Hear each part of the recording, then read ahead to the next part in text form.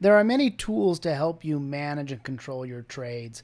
I'm looking at a chart of AME that recently broke out to a new high, pulled back down to the support zone, put in a little doji signal, and then confirmed up and triggered me into a trade.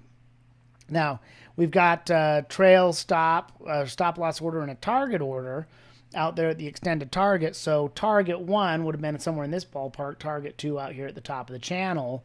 And I've got my stop loss in place, and I'd probably want to raise that stop up. I'm going to set up an alert here at the target at resistance so I can remember or be aware of when it hits that to help me with that. So I'm going to go ahead and just put on an alert right here at the high, right there at 92.30. I'm going to go create an alert and say, hey, if it gets at or above 92.25, time to manage this trade.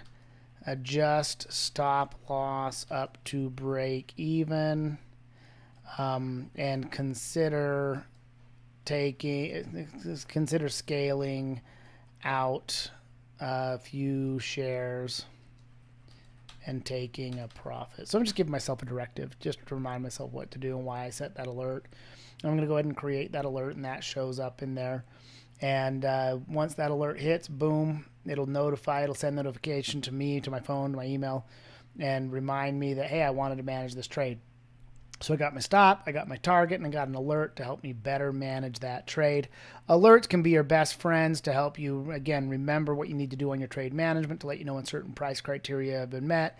It can help you identify opportunities to get into new trades and to get out of trades, et cetera, et cetera. Alerts are not as definitive as stops and limits and targets and contingency orders and those types of things, but they certainly help keep you on top of your trading game plan.